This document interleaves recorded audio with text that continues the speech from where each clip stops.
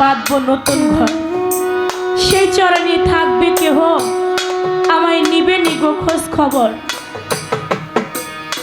যার 2 তলা বাড়ি আছে সে আরো 7 তলা বাড়ির স্বপ্ন দেখে, যার একটা গাড়ি আছে সে আরো 2টা গাড়ির চিন্তা করে।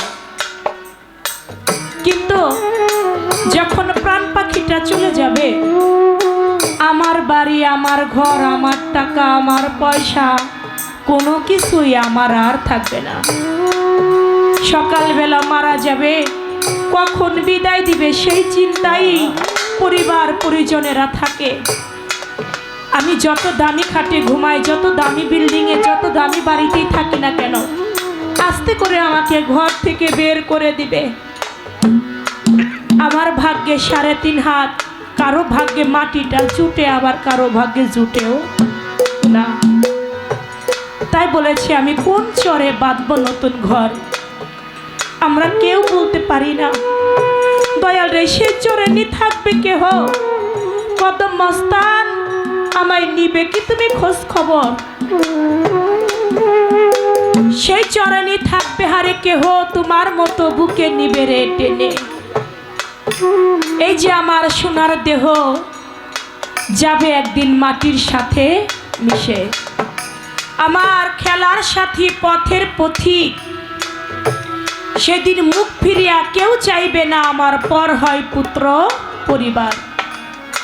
আমি যাকে আপন ভাবি, আমার বাবা, আমার মা, আমার স্ত্রী, আমার সন্তান, এই যে আমার সন্তান, যাদের জন্য আমি জমি জমা সব কিছু রাখলাম, ওই সন্তান কি বাবা আমার? আমার যদি হইতো তাহলে সন্তানের হাতে বাবা খুন হইতো না। যেই মা 10 মাস 10 দিন সন্তানকে গর্ভে রেখে লালন পালন করে, সেই সন্তানের কাছ থেকে মা কখনোই লাথি খাইতো না, মা কখনোই মায়ের খাইতো না। বর্তমানে ফেসবুক যুগ, আমরা সবাই দেখি যে সম্পত্তির জন্য নিজের সন্তান তার বাবাকে খুন করে ফেলতেছে। শুধু খুন না, টুকরা টুকরা করে কাইটা পর্যন্ত জায়গায় জায়গায় ছিটায়া ছড়ায় রাখতেছে। পুত্রবধূকে পুলিশে জিজ্ঞেস করে, আপনি যে আপনার শ্বশুরকে কিভাবে মারা গেছে? কয় সম্পত্তির জন্য। তার আপন 2 ভাই সম্পত্তির জন্য তার বাবাকে মারছে।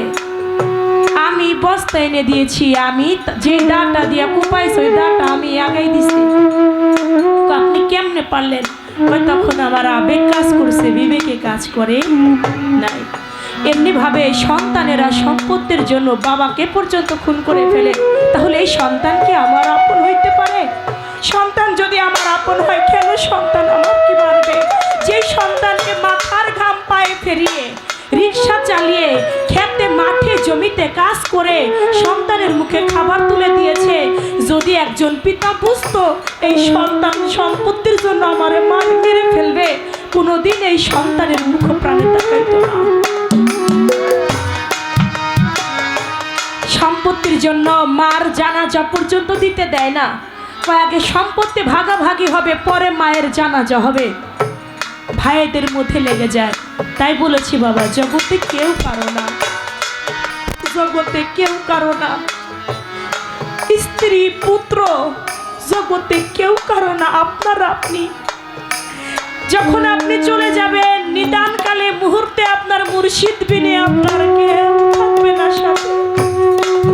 মুর্শিদ নাম, রসুল নাম, আমার আল্লাহর নাম ছাড়া জগতে কেউ কিছুই সাথে যাবে না। তাই গানে কবি বলেছে,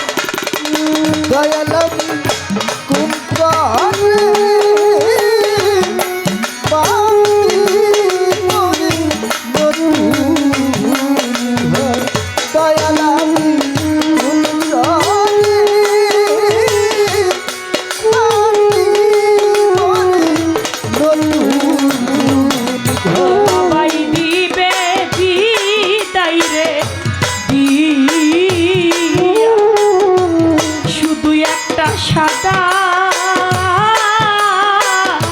কাপড় রে দিয়া সবাই